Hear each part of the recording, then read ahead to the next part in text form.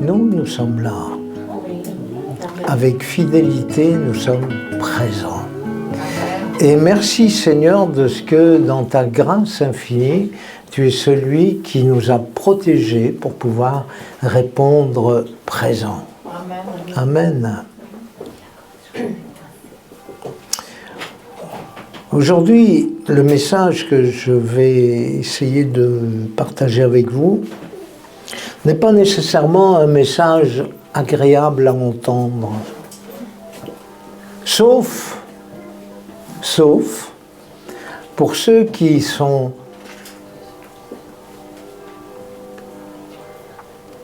et qui prétendent aimer leur Seigneur. Mais c'est désagréable pour la chair. Alors aujourd'hui, on va se battre contre l'ennemi, c'est-à-dire, c'est qui l'ennemi? Le diable.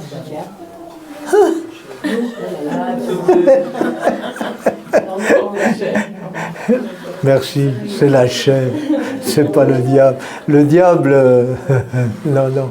Le plus grand ennemi que nous ayons, c'est nous-mêmes.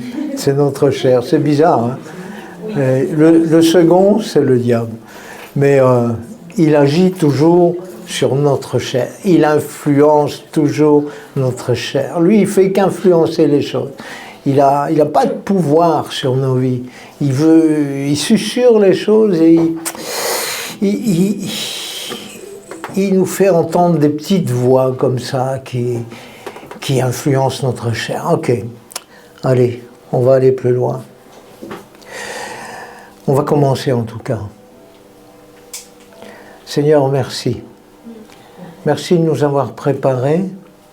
Merci de ce que tu es celui qui parle à nos cœurs, qui ne nous culpabilise pas, mais qui nous éclaire. Nous avons préparé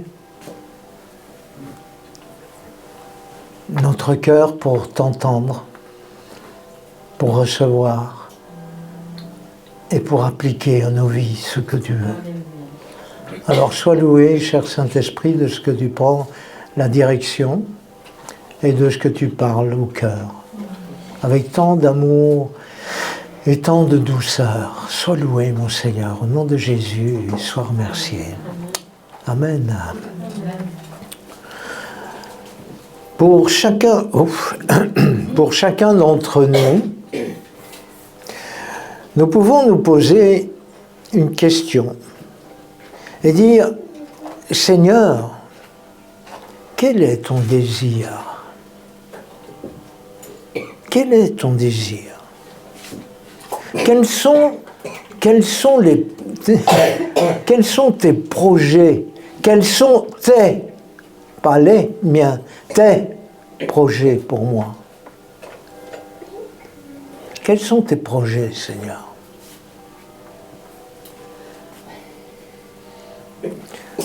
Dans Jérémie 29, au chapitre 11, oui, je dis bien, non, au chapitre 29 et au verset 11, je suis déjà ailleurs, il est écrit, moi l'Éternel, c'est pas affiché, hein, moi l'Éternel,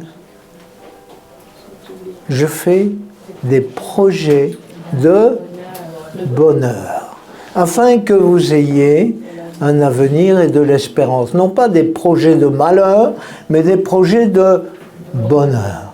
Alors là, j'ai déjà ma réponse. Seigneur, quels sont tes projets pour moi? Chacun d'entre nous pouvons nous poser la question. Alors, Seigneur, les projets pour moi, serait-ce que je puisse payer mes factures? En tout cas, en tant qu'individu, c'est quand nous avons des difficultés financières, nous crions « Au secours Seigneur, viens m'aider à payer mes factures ». Et le plus beau, c'est qui le fait.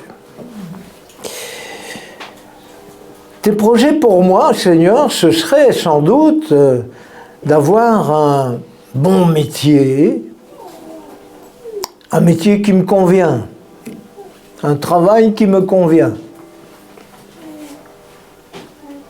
Tes projets pour moi, Seigneur, ce serait d'avoir une maison,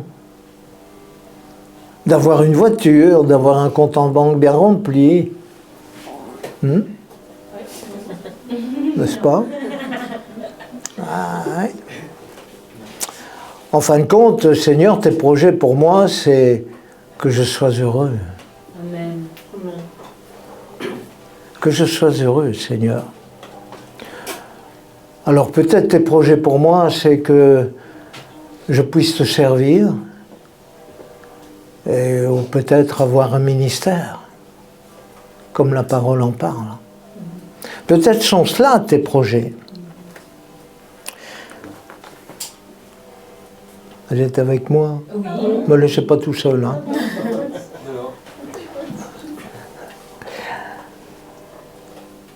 Alors on va prendre notre premier verset, notre second verset. 3 Jean, troisième épître de Jean, au chapitre 1er et au verset 2 et 4. C'est affiché? Oui. Ouais. Bien-aimé, dit l'apôtre Jean, bien-aimé. Vous savez que vous êtes des bien-aimés. Amen. Ok. Bien-aimé, je souhaite que tu prospères à tout point de vue et sois en bonne santé, à l'image de ton âme. J'ai en effet éprouvé une très grande joie lorsque des frères sont arrivés et ont rendu témoignage de ta sincérité, de la manière dont tu marches dans la vérité. Je n'ai pas de plus grande joie, et là Dieu nous dit, je n'ai pas de plus grande joie que d'apprendre que mes enfants marchent dans la vérité. Amen. Quelle est la vérité?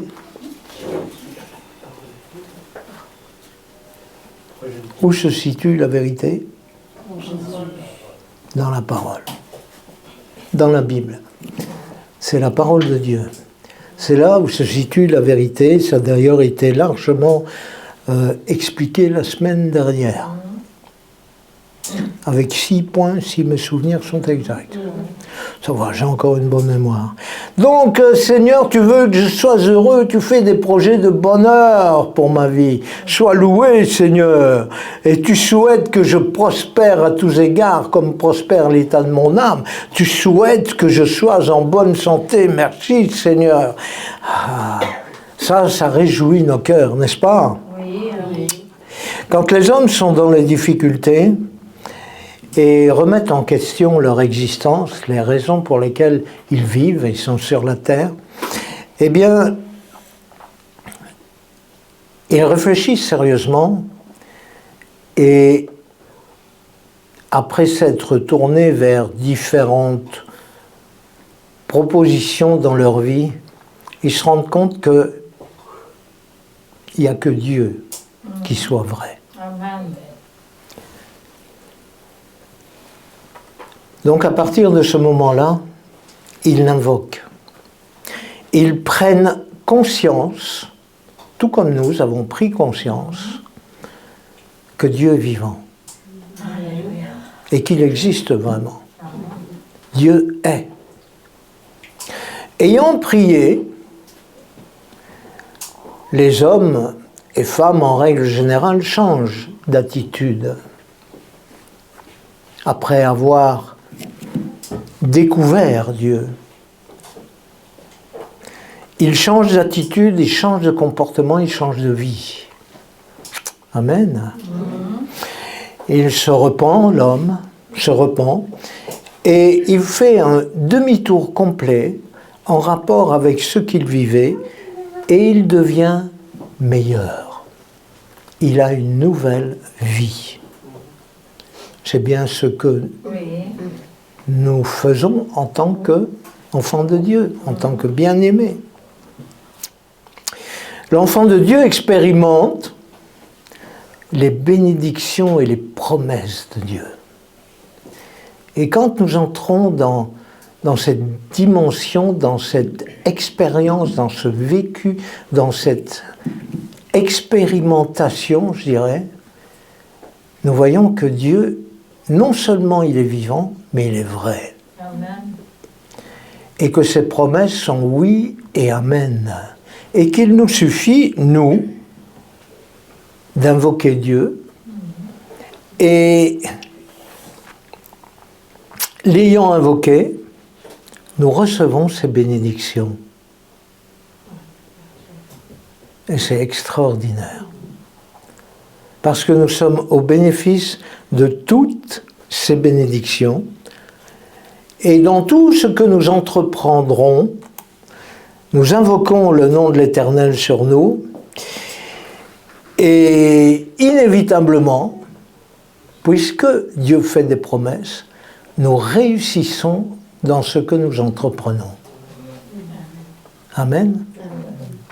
Dieu bénit. Dieu bénit.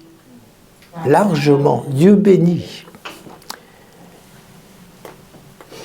Et bien souvent, l'enfant de Dieu, le bien-aimé du Seigneur, s'arrête à ce stade. Il s'arrête là. Dieu bénit. Et il y en a beaucoup, beaucoup trop, qui s'imaginent que la vie d'un enfant de Dieu s'arrête à la bénédiction qu'il va recevoir dans sa vie. Il s'arrête juste à ça. Dieu, je veux un bon travail. Ouvre-moi les portes pour avoir un bon travail. C'est bien. C'est nécessaire. Et il reçoit la bénédiction. Dieu, comme j'ai un bon travail, je commence à avoir pas mal de sous. Dieu, je cherche une nouvelle voiture. Mais je ne veux pas la plus petite. Je veux celle qui me plaît. La plus petite, c'est pas très regardé, donc je veux celle qui me plaît. Vous voyez ce que je veux dire? Dieu me bénit et j'ai un bon compte en banque, j'ai une belle voiture. Dieu, je veux ma maison. C'est normal d'avoir une maison. C'est normal, hein? C'est toutes des choses normales. Hein? C'est la vie courante. Alors, le Seigneur, lui, ouvre les portes, bénit ses enfants, et ils ont une belle maison. Et puis ensuite, plein de choses qui peuvent se produire comme ça, où on réclame la bénédiction de Dieu sur des choses purement terrestres. Purement de la terre. Et ça passe pas, ça va pas au ciel, ça reste sur la terre. Alors, est-ce anormal, à votre avis? Est-ce anormal de demander à votre papa de vous venir en aide? Qui dit oui? C'est anormal. Qui dit oui? C'est normal qu'on demande. Anormal, j'ai dit. Après, je passe au normal. Anormal. C'est pas normal que Dieu pourvoie comme ça nos besoins. Ou c'est normal qu'il le fasse? C'est normal. Normal qu'il le fasse. Je suis d'accord avec vous, c'est tout à fait normal parce que il a dit, je pourvoirai à tous vos besoins. Encore faut-il savoir si vos besoins sont réellement ceux-là. Ça, c'est autre chose. Colossiens, chapitre 3, versets 1 à 2, nous dit « Si donc vous êtes ressuscités avec Christ, recherchez les choses d'en bas, d'en haut, où Christ est assis à la droite de Dieu. Attachez-vous, attachez-vous. Vous comprenez? Attachez-vous, liez-vous aux choses d'en haut, aux réalités d'en haut. et non à celles qui sont sur la terre. Et à présent, on constate que les enfants de Dieu sortent du monde terrestre. Nous sommes sur la terre. Jésus a prié afin que nous ne soyons pas ôtés du monde, mais que nous soyons préservés du monde. Et les enfants de Dieu s'imaginent que leur vie consiste uniquement à être bénis et à présenter aux autres la bénédiction. Alors qu'en réalité, ça n'est pas ce que Dieu attend de nous. Il n'attend pas que nous soyons attachés à la terre, puisqu'il nous dit « attachez-vous aux choses d'en haut ». Aux réalités célestes. Attachons-nous à ces réalités. Pas à celles qui sont sur la terre. Quand tu meurs, tu n'emportes rien avec toi, si ce n'est que tes œuvres. Ce sont les œuvres que tu auras produites avec l'aide de Dieu et le pourvoi de Dieu que tu emporteras avec toi. Et c'est la seule chose. Si tu n'as pas d'œuvre, tu passeras comme au travers du feu. C'est tout ce qui restera. Juste toi, ton salut. Parce que Christ aura payé. Christ a payé pour ça. Recherche, attache-toi aux réalités d'en haut. Recherchez le maître d'abord. Nous savons dire avec facilité que nous l'aimons de tout notre cœur. Nous l'avons chanté de toute notre force, de toute notre âme. Est-ce que c'est une réalité? Je dirais une réalité temporaire. Alors, soyez pas culpabilisés, surtout par mes propos. J'aimerais être rempli de douceur à votre égard, parce que c'est vraiment mon désir. Mais il y a des choses qu'on n'aime pas entendre.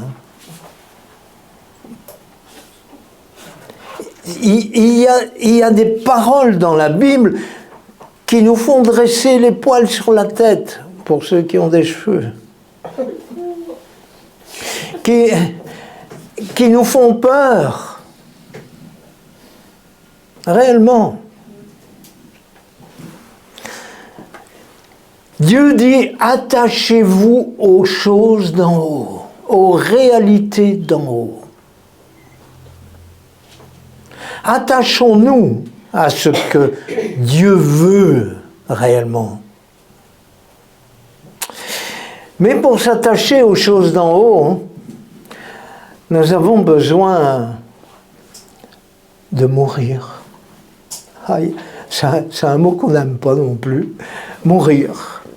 J'aime bien être heureux. Et vous? On aime bien être dans la joie. On aime bien de sauter, on aime bien de chanter, on aime bien de louer Dieu. Quand ça fait tadzim, tadzoum, comme ça marche. On se réjouit et c'est normal. On est d'accord.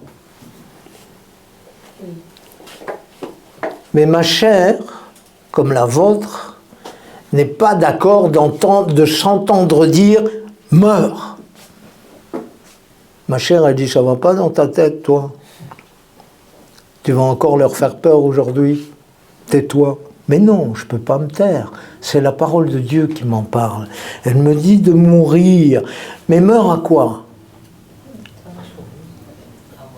Meurs à la terre. Meurs à la terre, à ta vie terrestre. Meurs à tes pensées terrestres. C'est pas oh, je suis mort. Je suis mort. Je dois servir Dieu, je suis mort. Je dois porter un vêtement spécial. Parce que je suis mort et il faut qu'on le sache. Je dois être un gros religieux montrer aux autres que je suis religieux.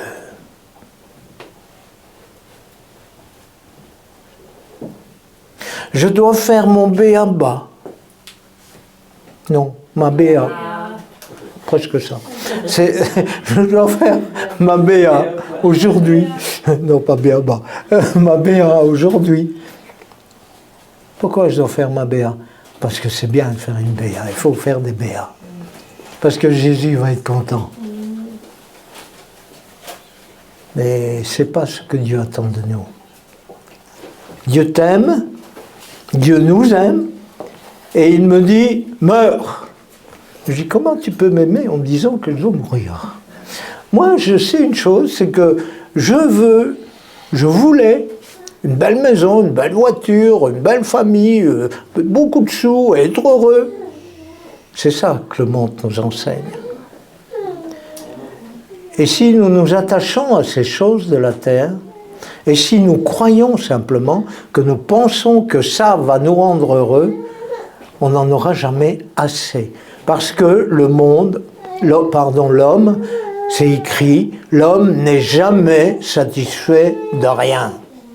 Quand il a quelque chose, il en veut plus et plus.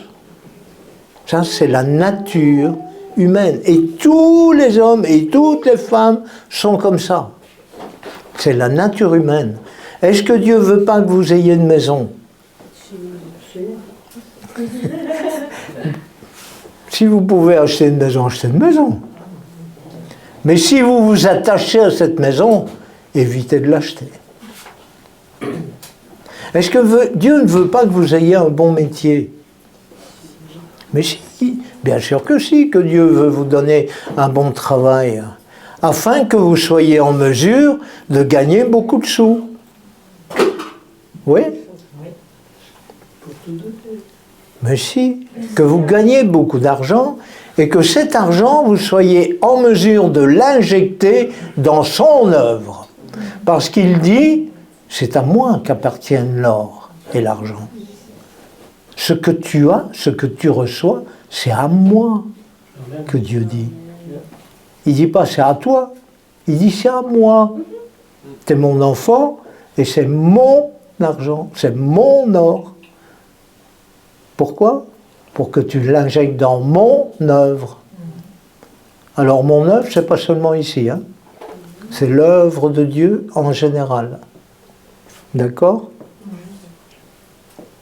Si c'est ici, c'est bien aussi, hein. Mais c'est pas le but, c'est pas ça le principe. Meurs. Meurs à tes pensées terrestres. Colossiens, chapitre 3, verset 5. Faites donc mourir en vous ce qui est terrestre.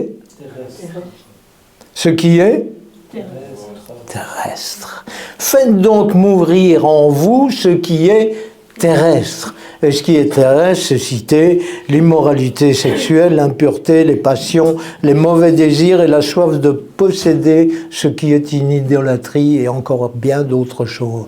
Mais contentons-nous de ce qui est écrit. Faites donc mourir ce qui est terrestre. Vous croyez être exempté? C'est une parole qui est pour moi. Vous croyez que c'est pour moi tout seul? Mais non, c'est pour chacun d'entre nous qui sommes charnels. C'est une réalité.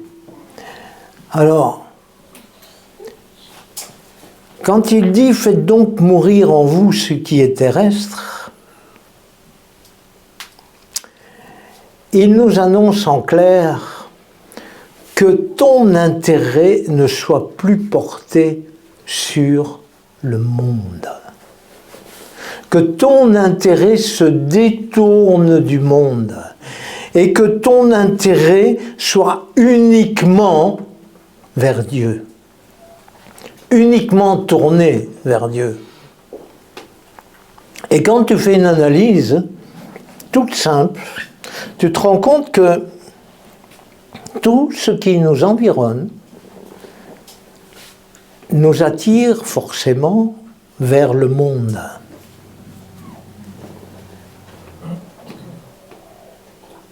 Un exemple pour les hommes.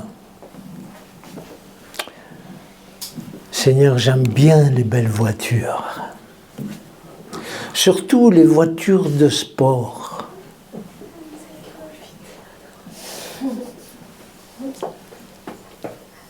Tu sais, celles qui vont 200 à l'heure. Ouais, mais j'ai un problème, en Belgique, on peut faire que 120. Allez, on veut être sensé. Est-ce que nous voulons être logiques avec nous-mêmes? Pourquoi j'achèterais une voiture qui fait du 200 à l'heure et que je rongerai mon frein, parce que moi je me connais, je serais capable de le faire, je vais ronger mon frein pour ne pas le faire. Pourquoi je devrais acheter une voiture aussi puissante? Ça servira à quoi? À toujours être tenté d'aller plus vite? Ça va me servir à ça? C'est un manque de sagesse. C'est un manque de réflexion. Alors on dira, ouais, mais toi, t'es rabat-joie. Oui, je sais, c'est pas nouveau. Mais... mais soyons attirés vers les choses de Dieu.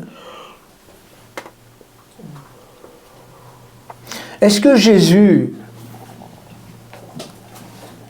il a acheté le plus beau chameau, celui qui, ou un pur sang, le cheval arabe le plus rapide, pour aller d'une ville à l'autre? Il est monté sur un ânon. Et encore, juste pour descendre dans Jérusalem.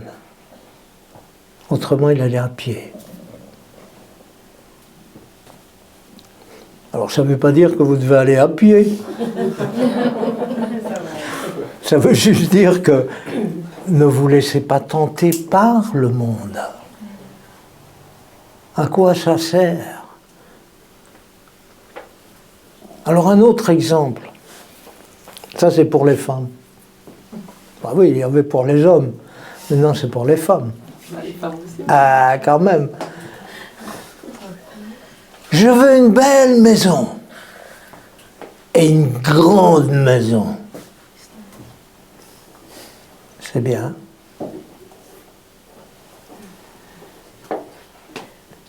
C'est bien. Avec de beaux meubles dedans. C'est très bien.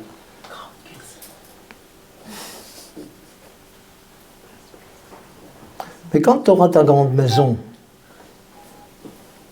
avec ton grand terrain, et tes beaux meubles dans ta grande maison, tu auras encore plus de travail qu'avant. Parce que tu vas devoir récurer ta maison. Parce que tu vas devoir entretenir ta maison.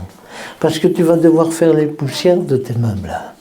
Ou alors il faudra que tu sois suffisamment fortuné pour payer quelqu'un pour le faire à ta place. Tu sais, on n'a pas besoin des plus belles villas.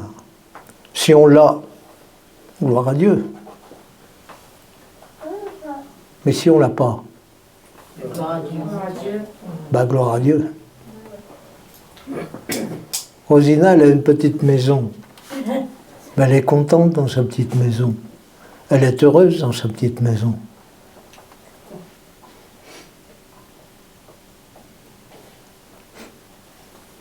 On n'a pas besoin de tout, surtout si on recherche des choses d'en haut. Vous comprenez? Le monde. Le monde, lui, va être, allez, il faut avoir, il faut absolument qu'on montre qu'on est meilleur que les autres, il faut qu'on montre qu'on a plus que les autres, il faut montrer qui on est.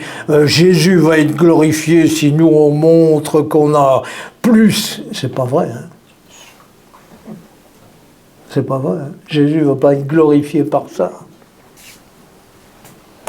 Il y en a qui le croient, Mais c'est pas juste. C'est pas ce que j'ai compris, c'est pas ce que j'ai lu.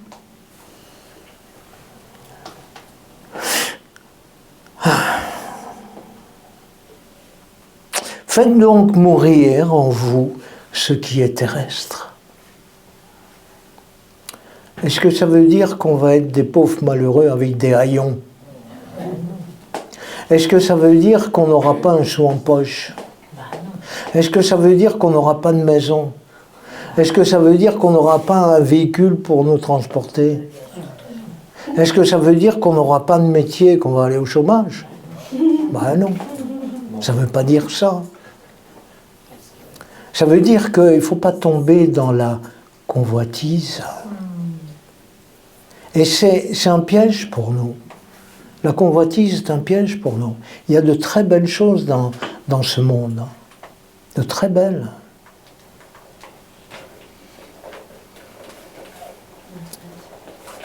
On a un exemple typique dans la parole de Dieu. Le roi Salomon, ça vous dit quelque chose?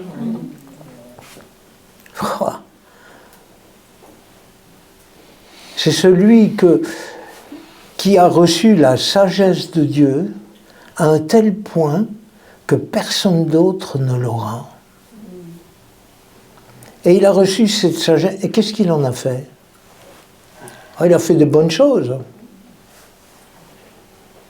Mais il s'est fait un beau palais aussi.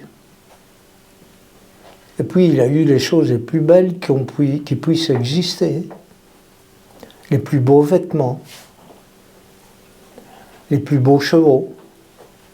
Les plus beaux chars. C'est exactement pareil avec les voitures. Hein.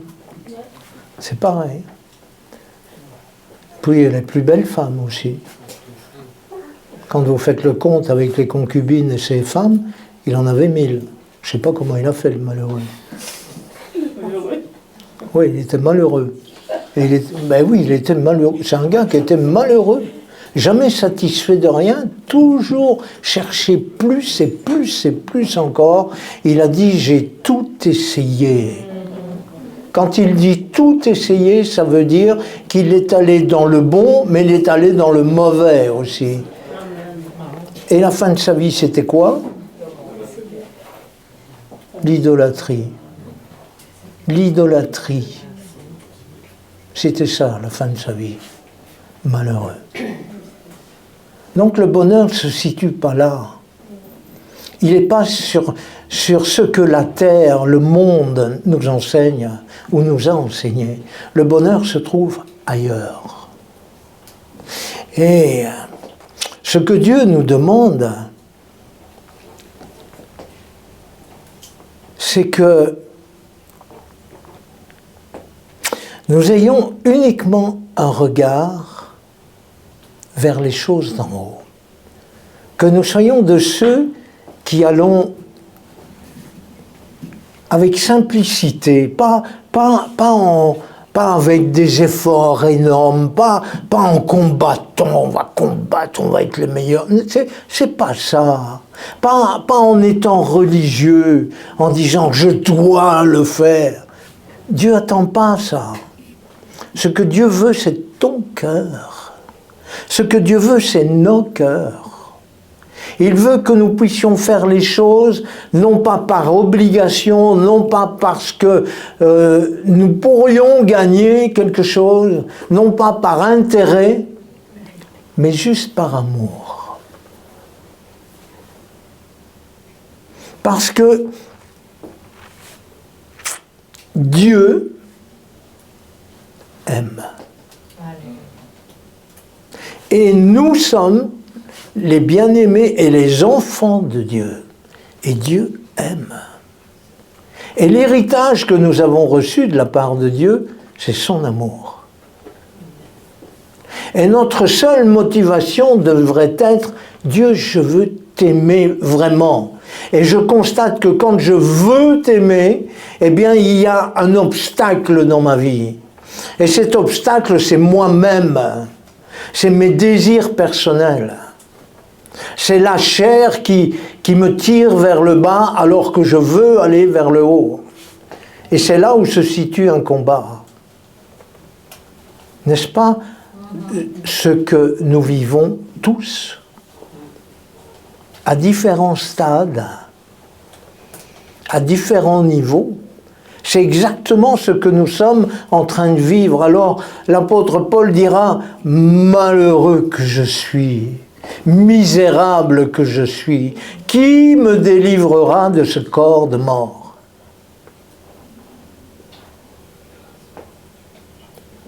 Mais, gloire soit rendue à Jésus-Christ. Il avait découvert quelque chose que nous avons besoin, dans lequel nous avons besoin d'entrer. Pas avec culpabilité, pas avec des efforts surhumains, pas avec tout ce que vous pouvez déployer contre le péché, contre le manque de sainteté, contre la chair. Non, non. Il a découvert Jésus-Christ.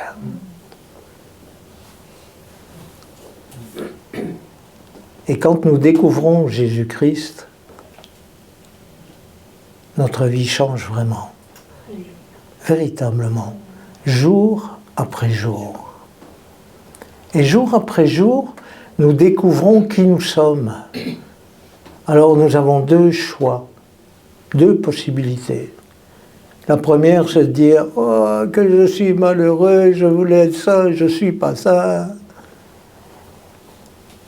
Et la seconde, c'est de dire « Seigneur, j'ai découvert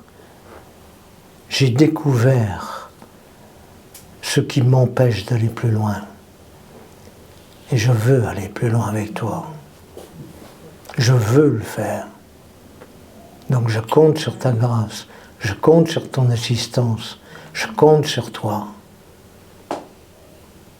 Parce que je sais que tu es celui qui est avec moi, quoi qu'il arrive. Même quand je suis moche, même quand je ne suis pas fier de moi, tu es encore là. C'est ça l'amour de notre Dieu. C'est ça son amour. Il nous rend pas, il nous culpabilise pas. Il est avec toi. Vraiment. Il est vraiment là.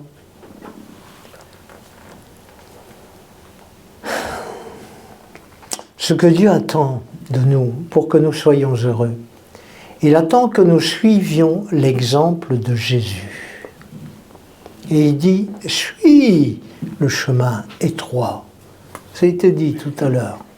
Pas le chemin large qui mène à la perdition, ça c'est le monde. Le chemin étroit.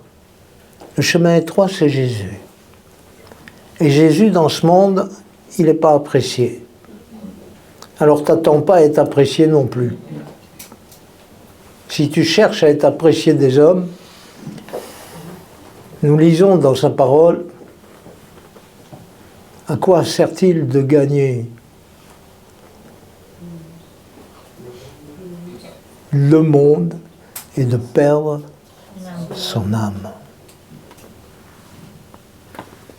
À quoi ça sert? Ok, Jésus n'a pas agi comme ça. Dieu nous demande de suivre l'exemple. L'exemple, Jean 3, 17. Je vous ai prévenu que ça n'allait pas nous plaire.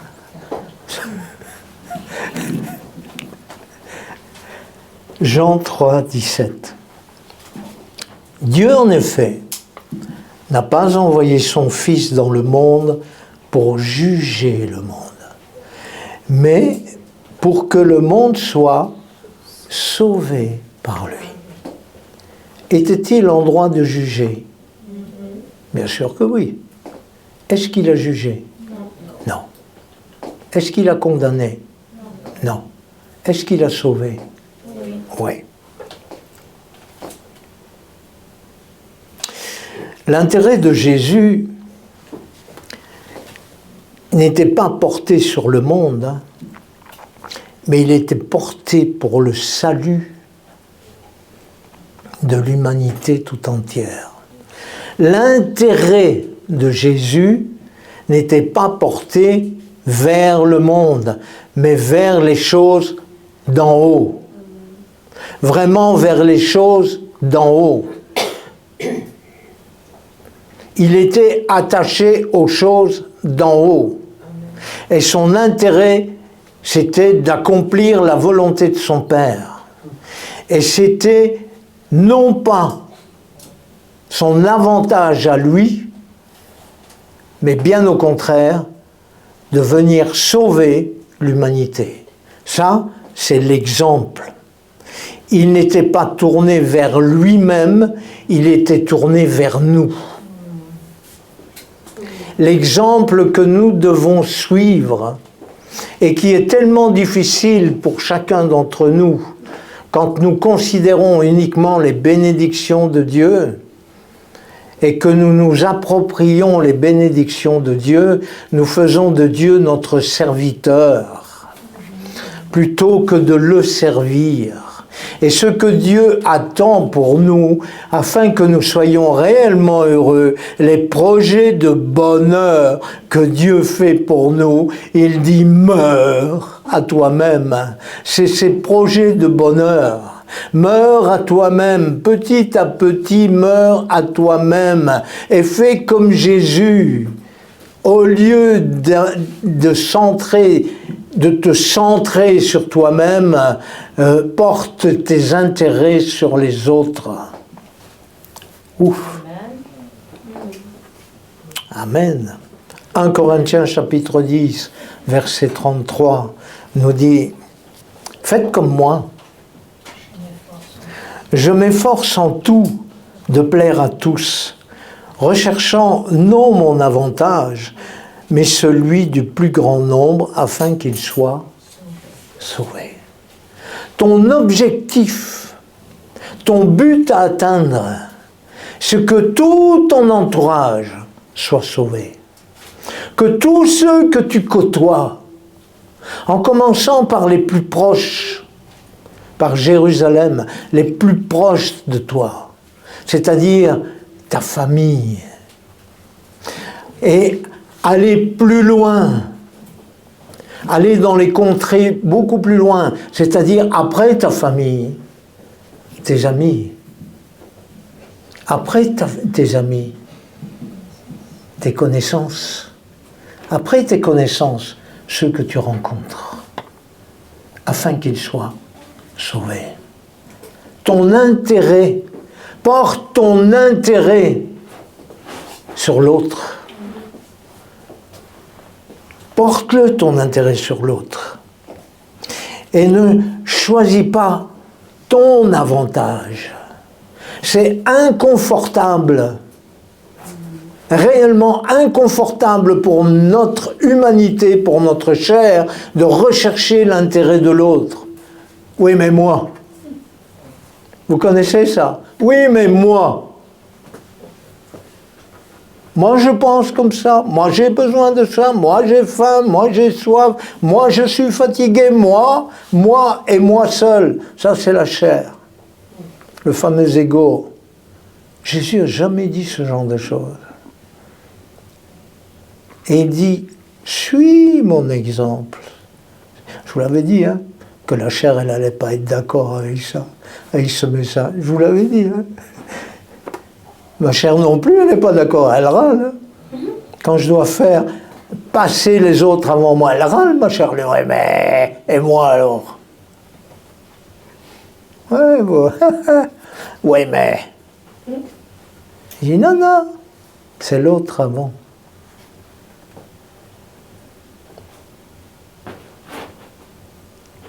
Vous percevez ce combat?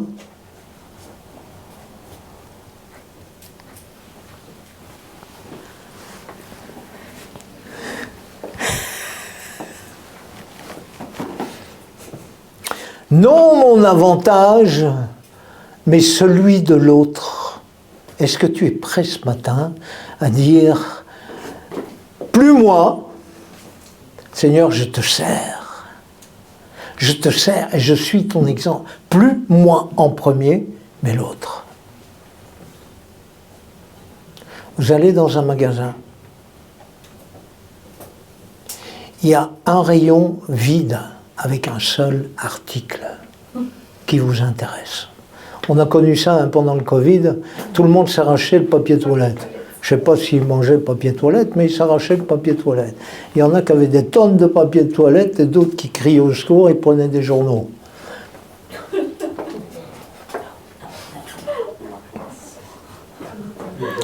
Tu arrives dans une grande surface, un magasin, tu as un rayon vide, il y a un article dont tu as besoin et tu vois qu'il en reste un seul. Et puis il y a une deuxième personne qui arrive à côté de toi. Et tu vois que la personne est intéressée par l'article aussi. Alors, qu'est-ce que tu... Oui, exactement. Un starter, là, on attend le coup de feu. Mais ça y est, on est parti au galop. Et quand tu arrives devant l'article, l'esprit te dit, pas à ton avantage, mais l'avantage des autres, tu dis, je vous en prie. Ouhou. Ouhou. Vous êtes prêts? Vous êtes prêts? C'est ça que Dieu veut. Et on plaisante, mais c'est ça que Dieu veut. C'est ça qu'il désire. Et quand nous allons arriver à ce stade, nous serons heureux. Véritablement. Mais ce n'est pas à la force du poignet qu'on va faire ces choses-là. Et ce n'est pas en claquant des doigts ni du jour au lendemain. Mais c'est juste en nous conditionnant, c'est-à-dire en acceptant la parole de Dieu telle qu'elle est, et dire, ok Seigneur, c'est ça que tu veux. Ah, c'est ça que tu veux. D'accord.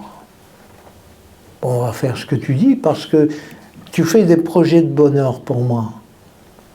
Moi, je n'avais pas compris ça comme ça. Mais comme tu fais des projets de bonheur, soyons logiques, et que tu me dis que je dois mourir à moi-même, ça veut dire que le bonheur, il se situe dans ma mort. La logique, c'est ça. Si on n'y met aucun sentiment.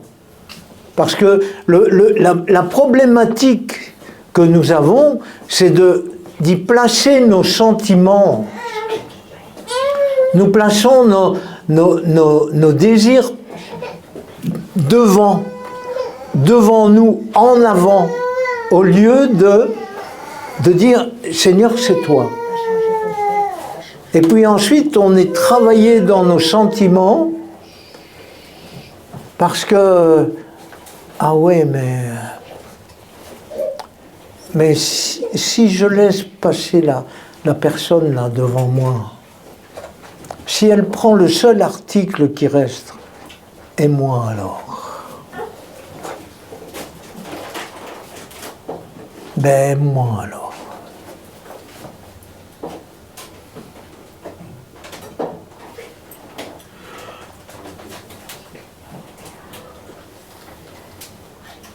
T'as pas un Dieu qui t'a dit qu'il pourvoirait à tes besoins? T'as pas un Dieu qui te dit, si tu as la foi, tout sera possible?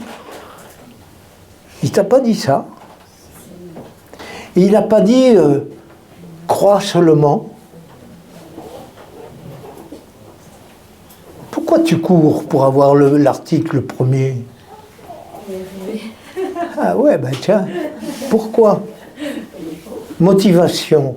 La motivation, c'est la peur de ne pas avoir. C'est pas une confiance en Dieu, c'est la peur de ne pas avoir. Qui est ton ennemi? La peur. Non, la peur. La peur, tout simplement. Alors c'est pas non plus... La mort, c'est pas dire « Oh, ça fait rien. Ça fait rien. Je vais te donner à l'autre, ouais, on pourra s'en passer. » C'est pas ça que Dieu attend.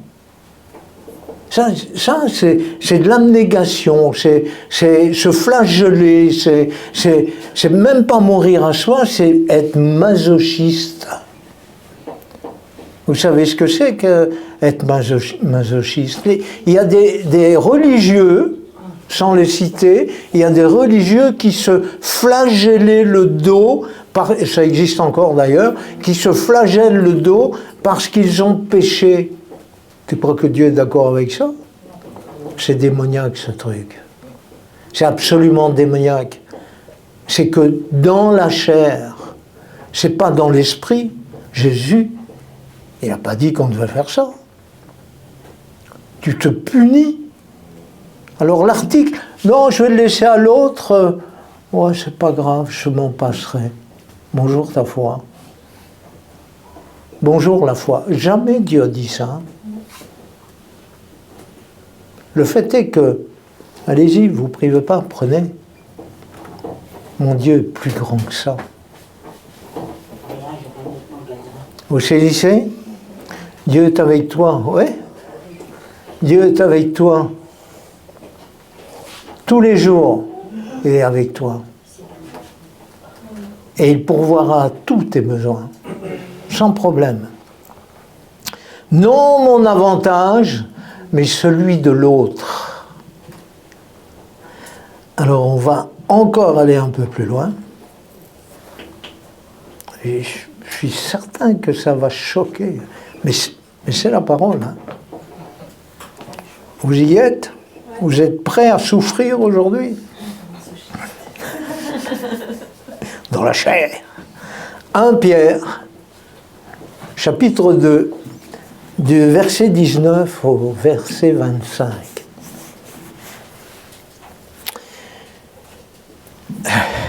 Regardez ce qui est écrit. Car c'est une grâce de supporter des difficultés en souffrant injustement. Seigneur, c'est injuste. Je te demande de me faire justice. C'est injuste. Il n'est pas gentil avec moi, mon patron. Il est méchant. J'ai rien fait.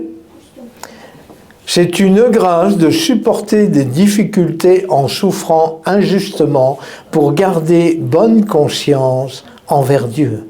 En effet, quelle gloire y a-t-il à endurer de mauvais traitements si vous commettez des fautes? Oh Seigneur, j'ai fait une erreur, mais ce n'est pas une raison pour laquelle ils sont en train de me blâmer comme ils le font. Ça arrive à tout le monde de faire des erreurs. Mais qu'est-ce que c'est que cette histoire? Seigneur, interviens, punis-les, parce que c'est pas normal ce qui se passe ici. On me reproche comme si eux, ils font jamais d'erreur. On me reproche plein de trucs, mais Seigneur, je ne l'ai pas fait exprès. J'avais dit que ça ne va pas vous plaire. En effet, quelle gloire y a-t-il à endurer de mauvais traitements si vous commettez des fautes? Mais si vous endurez la souffrance alors que vous faites ce qui est bien, vous entendez? Vous faites ce qui est bien et vous endurez la souffrance. La souffrance, c'est une grâce aux yeux de Dieu. De fait,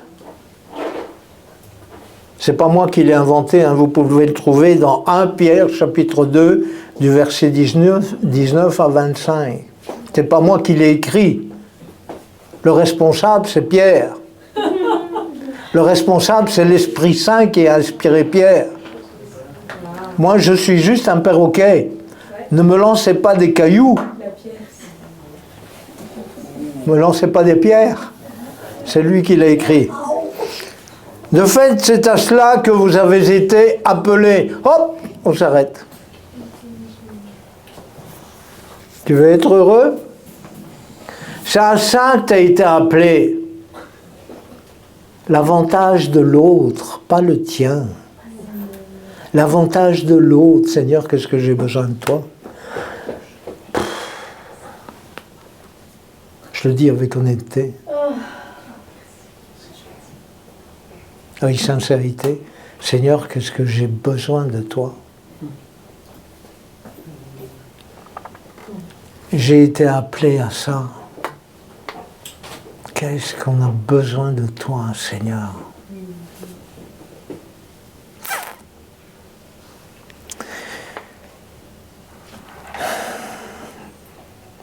C'est à cela que vous avez été appelés, parce que Christ aussi a souffert pour nous.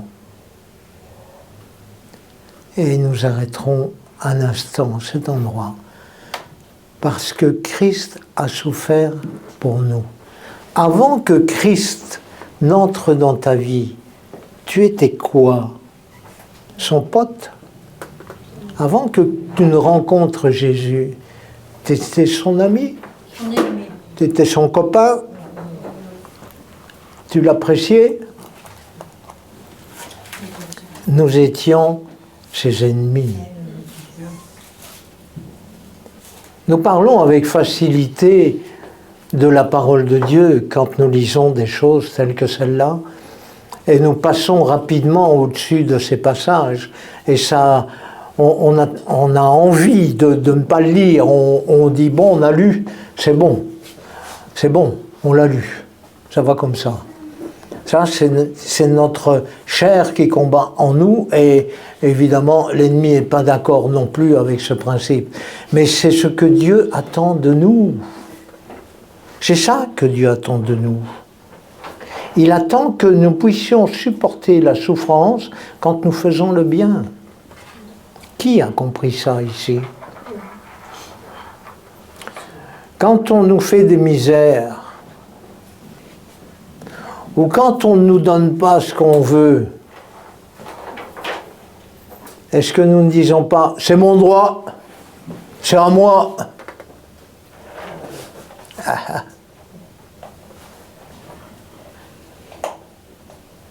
Je fais ce que je veux, c'est à moi.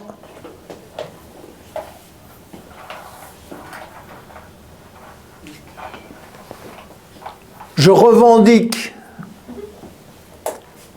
C'est pour ça les chrétiens qui font partie d'un syndicat, c'est pas très compatible avec ce que Jésus écrit là.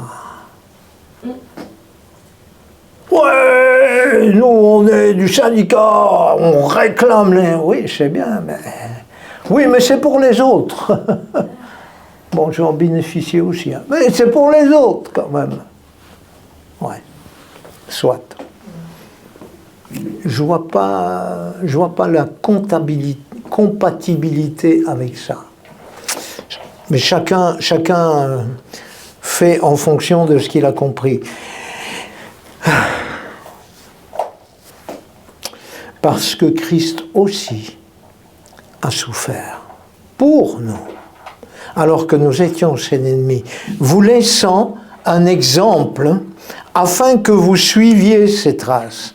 Lui qui n'a pas commis de péché, dans la bouche duquel on n'a pas trouvé de tromperie. Lui qui, insulté, ne rendait pas l'insulte. Ouais, tu vas voir, toi... Ouais, t'es un... Ouais, oui, t'es... Et toi, alors... Ah non, pardon. Eh ouais. Déjà mourir à ça, serait déjà pas mal. Je vous l'avais dit, hein, ça ne va pas plaire à votre chair. Ça ne plaît pas à la mienne non plus. Elle n'est pas d'accord avec ça. C'est pour ça que Dieu nous dit « ne te mets pas en colère ». Parce que quand tu te mets en colère, tu pèches. Même si tu as raison. Même quand tu as raison. Il dit c'est une grâce de supporter la souffrance quand tu fais le bien. Même quand tu as raison et que tu te mets en colère. Tu pèches.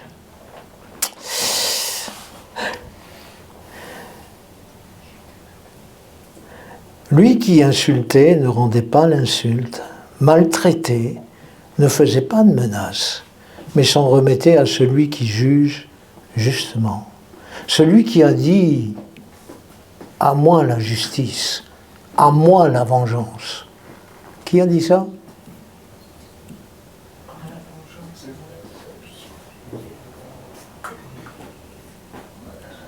C'est votre papa qui l'a dit, hein? C'est notre papa qui l'a dit. Il a dit « à moi la justice, à moi la vengeance ». Ça veut dire « te venge pas, je m'en occupe ». Mais je m'en occupe à ma façon, pas à la tienne. Ça ne sert à rien de réclamer justice Parce qu'il dit qu'il faut souffrir quand c'est injuste. Et tu dois considérer que c'est une grâce. Nous, je dois considérer que c'est une grâce. Ouf.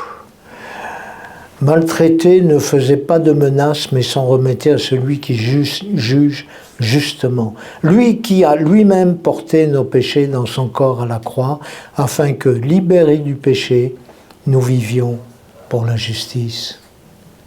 La justice, ce n'est pas la justice des hommes, c'est celle de Dieu. Et il la rend comme il veut, parce que c'est lui, Dieu. C'est pas nous. Vous vous souvenez? Les bénédictions. C'est pour moi, les bénédictions. Le Seigneur est avec moi, pour tout. Quand c'est injuste, ben non. Ben non. Pas quand c'est injuste. Ça nous refroidit tout ça. Hein? Ça va Thomas? T'es content? T'es plus spirituel que nous. Il est content. Il me dit ouais, c'est ça. Ceux qui sont devant, ils n'osent plus me regarder. Parce que je dis des trucs qui ne plaisent pas. Ah Seigneur. C'est par ces blessures que vous avez été guéris. Vous qui étiez en effet, par ces blessures que nous avons été guéris. Parce que justement il a souffert quand, d'une manière totalement injuste, il a porté nos péchés. Bah tiens, je ne suis pas en train de parler à ta place. Hein. Il a porté nos péchés. Il a porté nos maladies. Il a porté nos souffrances. Alors aujourd'hui, sache que tout est accompli et que Dieu l'a fait. C'est par ces blessures que vous avez été guéris. Vous étiez en effet comme des brebis égarées. Nous étions comme des brebis égarées. Mais maintenant, nous sommes retournés vers le berger et le protecteur de notre âme. Voilà ce que Dieu fait comme projet pour toi. Afin que tu aies un avenir, que nous ayons un avenir et une espérance. Voilà les projets que Dieu fait pour chacun d'entre nous. Est-ce que vous allez accepter ces projets? C'est votre affaire. Ne croyez pas que c'est irréalisable. C'est possible. Si Dieu le dit, c'est possible. Si Dieu le dit, c'est qu'il nous donnera ce qu'il faut pour y arriver. Mais il y a un mot d'ordre, c'est mourir. Mourir. Aimer. Faire passer les intérêts des autres avant les nôtres. Ça, c'est la parole de Dieu. Et dans Matthieu, au chapitre 6 et au verset 33, je ne vais pas donner à Ronnie. Matthieu 6, 33, où il dit « Recherchez d'abord le royaume et la justice de Dieu. Recherchons d'abord les choses d'en haut, le royaume et la justice de Dieu. »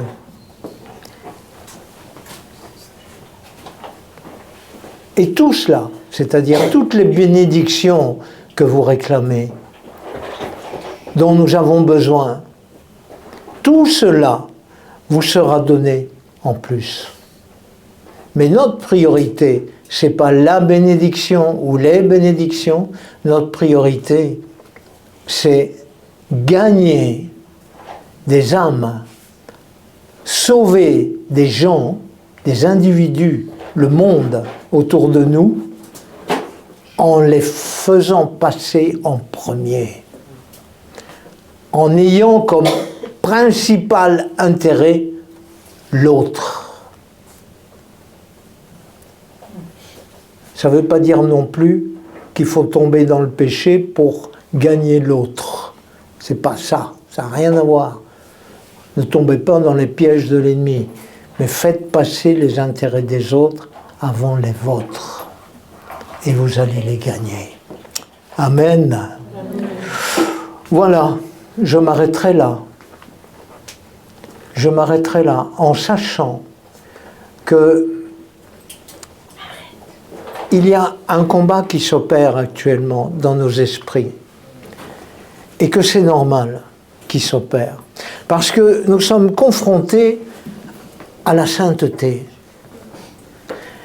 et nous savons que tous nos actes ne sont pas motivés par la sainteté.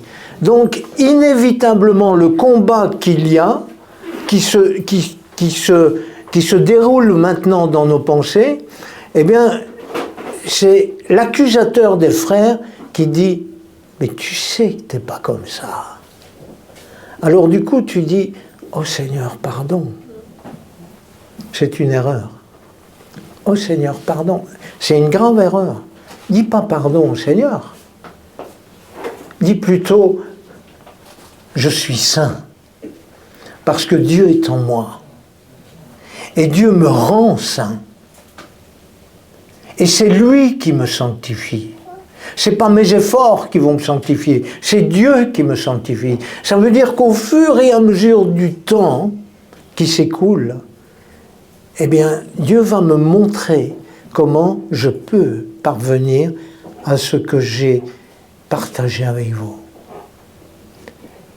Et il est inutile de se sentir moins que rien. Il s'agit simplement de s'analyser soi-même et de dire « Ok,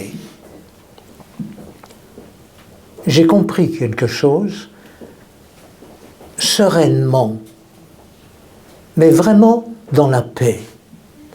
Je comprends quel est ton projet pour ma vie. Je comprends ce projet, mais comme tous les projets, je ne l'ai pas encore atteint. C'est juste un projet. C'est quelque chose que je veux atteindre. Donc, je vais m'y mettre, Seigneur. C'est juste, je vais faire ce que j'ai à faire, dans la paix, dans le calme, et c'est là où sera ma force. Parce que Dieu est ma force. Je ne veux pas faire des efforts surhumains et arriver au bout d'un mois d'effort et dire « J'en peux plus, oh j'en ai marre, j'y arrive pas, je suis fatigué. » Non, ça ne marche pas comme ça. Là, c'est le piège que l'ennemi nous tend. Ça, c'est l'ennemi. En disant « Tu peux le faire !» Mais non, tu ne peux pas le faire.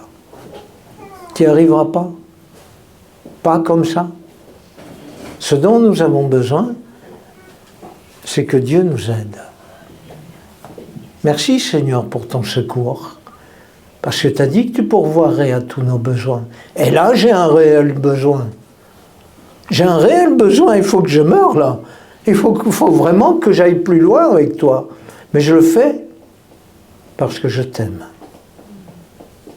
Je ne le fais pas par obligation et je ne le ferai pas par mérite. Je le fais parce que je t'aime. Tu veux mon cœur? Je te le donne. Mais, Seigneur, je sais, ça va être compliqué pour ma chair, mais ô combien je serai heureux de pouvoir te servir, tel que je suis aujourd'hui. Vous comprenez? Aucune place à l'ennemi, aucune culpabilité, rien de tout ça. Juste, j'ai un objectif et je vais l'atteindre. Parce que j'ai le plus fort avec moi. Amen.